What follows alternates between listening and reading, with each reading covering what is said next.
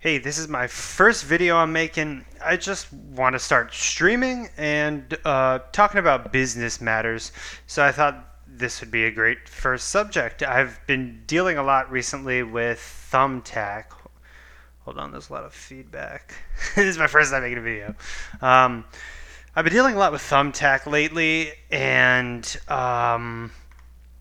just okay. So I started a business 4 years ago. The business has had up and downs. It's a tutoring company, and for the majority of the time, I've primarily used Thumbtack to find clients, to communicate with my clients, and really, I built my company through my and during my time with Thumbtack. Now, Thumbtack has become a bigger company in the last 4 to 5 years that I've been working for them, and there's been some major changes there. So, if you're thinking about whether you should use Thumbtack or not, here's some things to consider. What you read about Thumbtack is really going to depend on when whatever you're reading was published. Thumbtack now is not the same as they were before.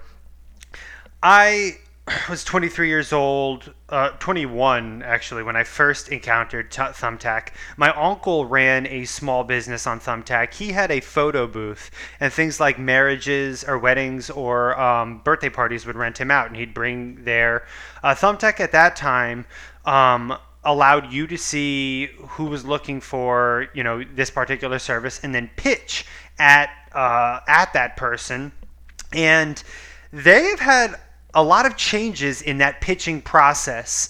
I'm talking about 7 years ago at this point, 6, 7 years ago. So 2012, 2013. Let's call it 2013.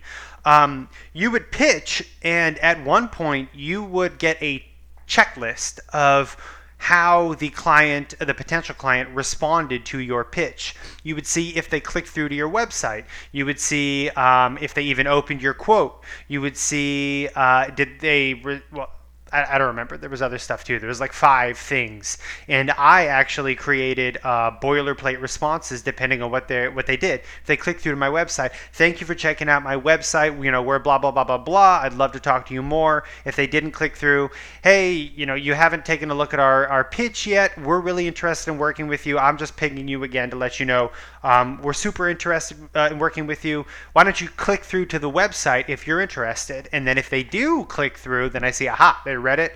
And you could kind of guide your whole experience based on that. And I started a business in 2015 officially, but I started in 2014. I very quickly garnered 25, 30 reviews on Thumbtack, and I was one of their top pros pretty consistently. I believe I only have 3 badges, and they do those twice per year. You're assigned badges, but they didn't actually have 4. Well, I don't know. 2015, I have one for all of 2015, but that is no longer in my library of images that are accessible through Thumbtack. I have one for like 2016, half of 2016, half of 2017, and then half of 2018, something like that, because they do it twice per year. So Top Pro indicates that you're within the top 5% of your service, and I was pretty consistently in that top 5%. I've had to wrestle with Thumbtack's changes, and that's where I have missed that mark, but I've gotten it multiple times and gotten back to it even when I've missed it. So I've been what I called super competitive on Thumbtack. There came to be a point where I had so much built up infrastructure, so many photos, so many reviews that that it would be silly for anyone to choose anyone else over me. I called that super competitive, and I enjoyed being super competitive. Thumbtack has made changes that I'm no longer super competitive. They've found ways to boost everyone else up to create a more level playing field. I'm not happy with that, but I'm willing to wrestle, as I always have, to be the best on Thumbtack. However, there came to be a point in 2016 and 17 when Thumbtack really changed their whole relationship with their professionals. I've looked into this, and Thumbtack is a big investment, supposed to make a big return kind of company. I think they slashed costs in order to create bigger profits, and that's really where they lost me as someone who was interested in spending a lot of money with them. And I want to tell you about my experience, but it's largely been bad since 2017. And if you're starting now with Thumbtack, you won't know what it was like before, so perhaps you won't be jaded like me. However, I think that this is a trend that is going to continue. They've never indicated that they're going to, that they're listening to their pros. They've never indicated that they're willing to change their platform according to what their pros think would be easiest for them. They just want money, and they take input from both sides, but they have a track record at this point of making decisions that have to do with them making more money.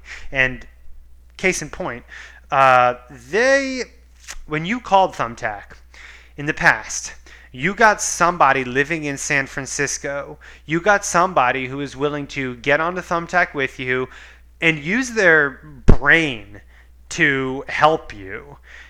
Also, they would give you perks for calling them. They would give you kind of insider tips, what they're talking about and thinking about over on their side. And they'd also give you, if they made some sort of error, they'd always give you a couple credits. Oh, sorry that happened for you. Take a bunch of credits on us because it means nothing to them. You don't get either of those anymore. When you call Thumbtack now, you get a call center in India. I've called a couple times, once a couple years ago, once about a year ago, and then very recently. And every time I've gotten somebody who just didn't care about my company.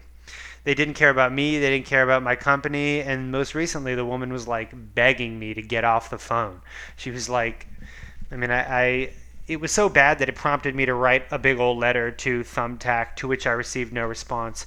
I have my letter right here. I wrote it June 19th, 2019. I said, I've never felt so passionately about another business. I built my business with you.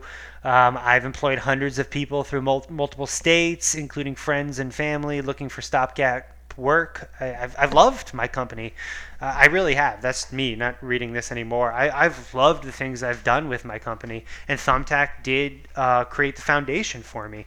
And it kind of sucks that they went in another direction rather than care about me, get to grow with me, get to know me, make me kind of their evangelist, like turn me into their biggest supporter, because I was ready, and they chose to go in a different direction, which is super disappointing to me.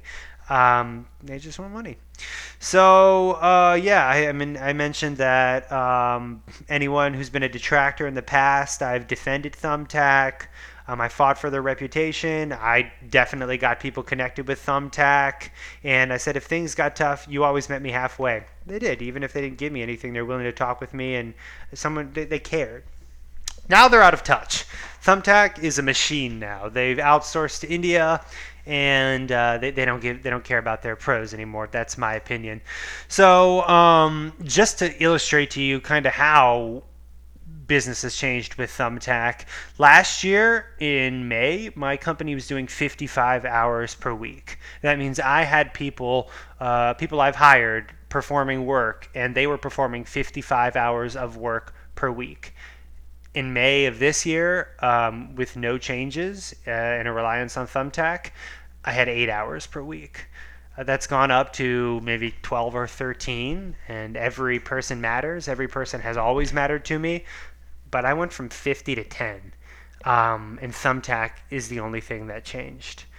And so they've changed their support system, and they've also changed how you find pros. And as I said, they've kind of negated my super competitive advantages. So people aren't as drawn to my service anymore. But also I found Thumbtack doesn't care. They're not willing to help me get back to where I was. That's not something that they care about. So I feel like I'm harping on this point. I'll just get through my letter, and that'll be my entire video.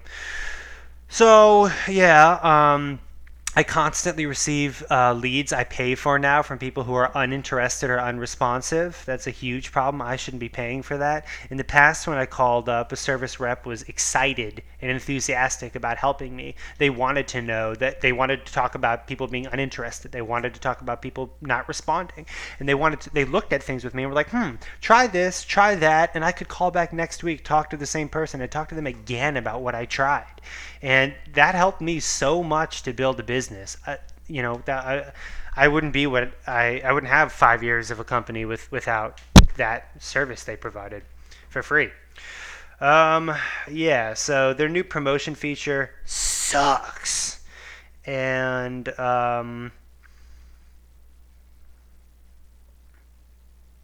yeah, I mean, I don't really have anything else to say. I've spent thousands of dollars with Thumbtack for sure. Probably like, I mean, it's hard to, I don't have a number in my head. At least 5 grand since 2015.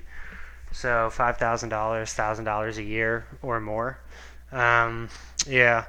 So I guess my concluding thoughts are that this company doesn't care about its pros anymore.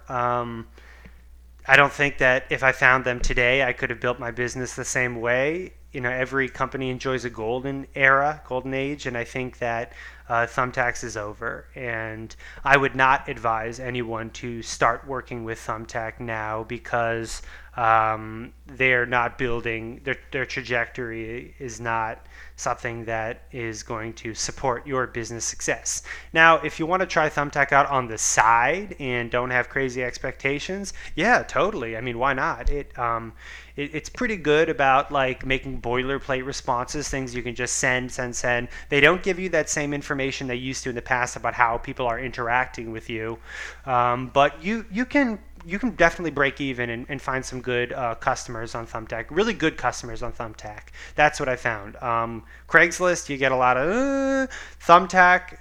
I don't think I've ever gotten a bad customer out of there. I've gotten people that wasted my money a ton, but in the end, it's worth it. It's a good business decision. Now, it's really kind of debatable. Just don't spend a lot of time on it. It's not worth your time. It's not worth your effort, but you might break even or make a little bit of money off of being on Thumbtack. I still use Thumbtack on the side. I mean, years of experience have taught me some tricks that still work, and I know it's familiar to me, so I'll continue using it. But I'm no longer a big supporter of them, and I've sent them messages. They don't care. Yeah, so those are my thoughts on working with Thumbtack in 2019. It's my first video.